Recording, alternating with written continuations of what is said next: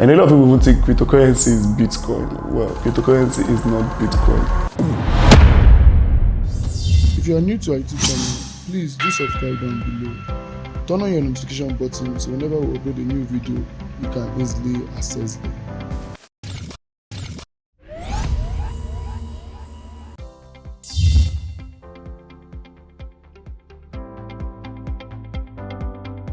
So good day, welcome to another episode of Seriallawyer. Today we'll be talking about something very interesting. We're talking about cryptocurrency, like why the madness of cryptocurrency, like what is really cryptocurrency. And a lot of people will think cryptocurrency is Bitcoin. Well, cryptocurrency is not Bitcoin. So in this video, I'll be telling you and taking you through that journey as to what is cryptocurrency. Before I start explaining what cryptocurrency is, I need to give you a little background of how money started actually. Money in the real sense started with trade by barter, where people have to exchange their goods for another goods. For example, if you have biscuits, you could change it for maybe orange, or you have orange, you change it for banana, But this creates a little bit of problem because it always means that I will need to want pawpaw for you to maybe want to give me yam, because we both want the same thing at the same time. So people felt that was not really going to work all the time because I might not need your services or the things you're providing, and you might need what I want. So people started looking for other ways that they could meet up as far as money was concerned. Now this brought us to where people started using cowries. People started using cowries. Later on, people graduated from the cowries, they started using gold to exchange for goods. After all of this, it felt it wasn't really too convenient to carry gold and all of that to start exchanging for things, the security and all of that. So the states started coming on board and started making what they call fiat money. Now this money had the endorsement of the state backing it and saying that you could pay this person and this person will give you the services. All of this has to do with trust. The people were able to trust the government that they could use that money, and whoever they give the money will definitely reply, because that's what now brings us to what is called legal tender. So for the legal tender, we're looking at a country saying this is money. So once the country said this is money, then it is money. So with paper money, it became difficult for people to always want to carry a lot of money because they could be robbed and all of that. So this led to a situation whereby the banks decided to start creating what people could transfer online, as long as it had the endorsement and permission of those banks on their record that this person has this money, then you could transfer it to another person. So this brought the era of debit card and credit card. Central bank of each country is usually that bank that tends to authorize and make money for the state. So it's like a central authority that makes money, and distributes it to everybody. Now, but at the end of the day, challenges started coming on board because the central bank had the right to just print any money they wanted to print, and this brought inflation in society. For example, we had 100 naira, $100, and the next thing they pushing more dollars in, not having recourse to demand and supply, and this makes maybe perhaps the dollar or the naira becoming too much in the society. Now that brings the value of your own money that was in your hand. If you had worked and earned $100 or 100 naira, it means at the end of the day, your money value becomes maybe like $80 or $70. So it became a lot of concern for a lot of people, and people started to clamor, that this wasn't really fair. And now this now brought us to the era where the cryptocurrency are now coming on board. So in 2009, a particular man known, or a group of persons, because we don't really know the identity, that's one of the challenges Bitcoin is actually having right now, because the original creator of Bitcoin is still not known until today. But a particular person known as, or group of persons known as Satoshi Nakamoto, created something that he decided to put online, and he called it the white paper of Bitcoin. This white paper of Bitcoin tends to bring the era of the entire cryptocurrency that we're now hearing about. So what is cryptocurrency? Cryptocurrency simply is cryptography. That's from the word crypto, yet cryptography and currency. So cryptography is simply the writing or solving of codes. So in the white paper of Bitcoin, which Bitcoin is supposed to be an open source, it's supposed to be a source of value for exchange of money, that is simply what Bitcoin was meant to originally do, just to solve monetary issues and have a decentralized system of paying of money where people from different parts of the world can easily do transactions with their public and private key while making sure that that transaction is validated by the blockchain. So that brings us to what is blockchain. The blockchain basically is just a ledger that keeps record that's connected to another ledger. So that's why it's called a blockchain. a block, which is ledger, connected to another ledger, so each ledger just gets to be connected to each other. So that's why it's really hard for people to hack the blockchain, because to hack into the blockchain means you have to have a majority of the entire block, and the blockchain is different computers linked to each other. For example, now the banks have their records of different people doing different transactions, like a financial statement, for example. Everybody's financial statement is in the bank. So at the end of the day, you see that the bank has what is called like a ledger that is their own record of their own computer. Now, in the blockchain, these ledgers are now known as blocks. Different blocks are now connected to each other.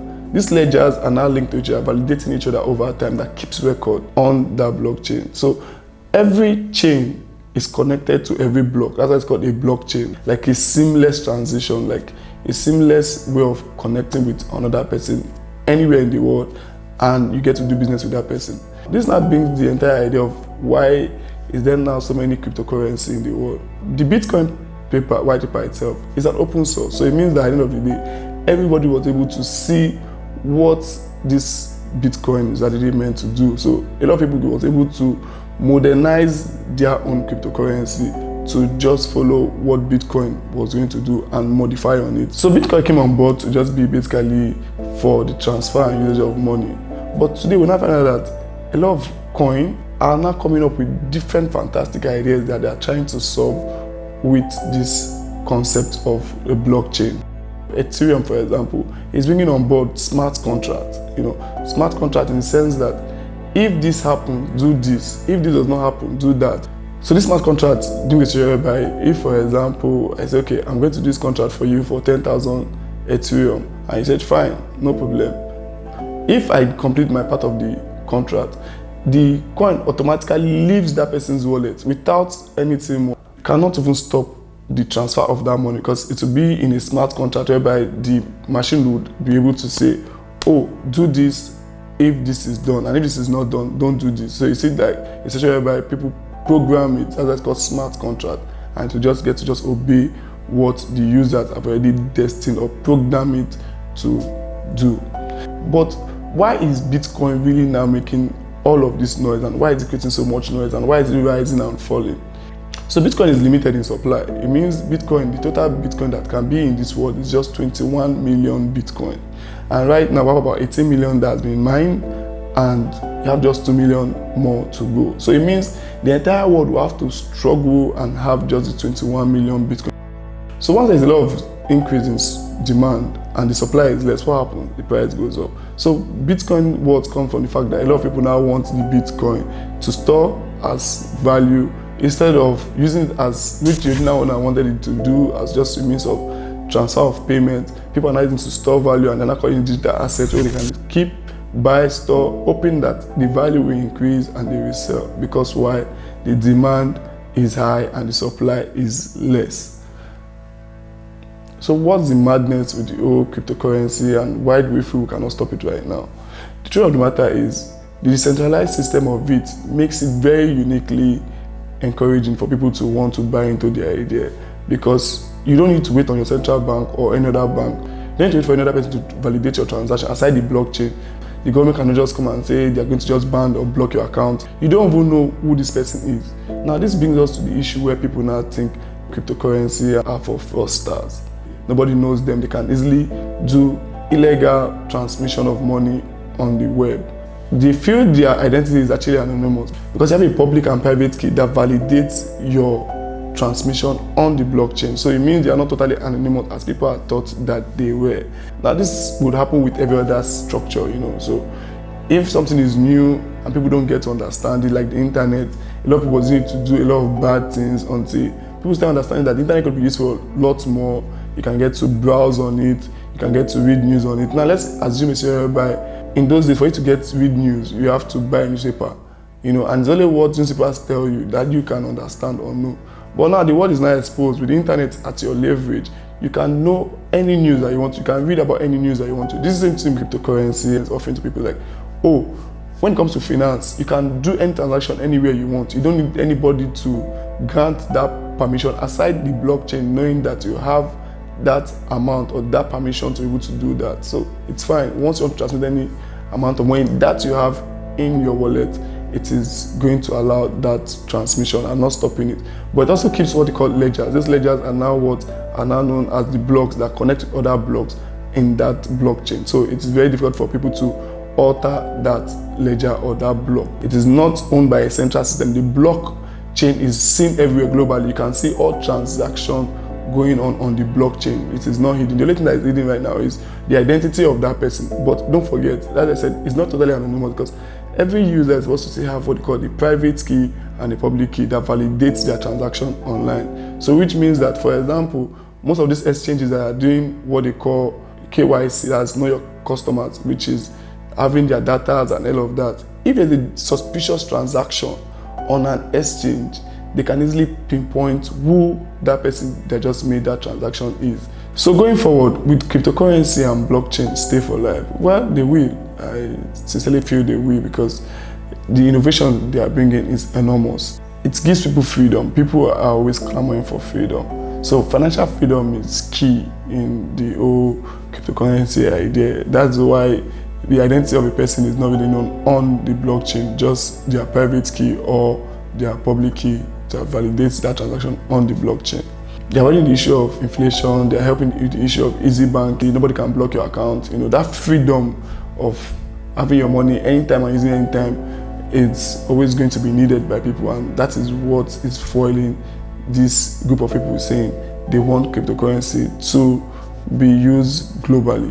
In fact, a lot of cryptocurrency companies right now do what is called burning of their coin, so to reduce the amount of their coin in circulation. So which now brings the issue of demand and supply. So once the demand is now high and the supply is less, what happens? The price increases. So it's part of the way they earn the trust of the people in the society. So you see that it's a very decentralized system. It does not really depend on a single person or single authority defining how you spend your money. It now depends on you, how you want to spend your money. Although there's another part of the argument whereby people are also saying the dark web, the dark people are using it to commit fraud and all of that. Yes, but like every other system, I think the government will have to come on board to restrict some of this transaction, and that will help to keep cryptocurrency in check. Also for now, I can find out that institutions are already coming on board to buy into cryptocurrency, and that is why the value is increasing every day.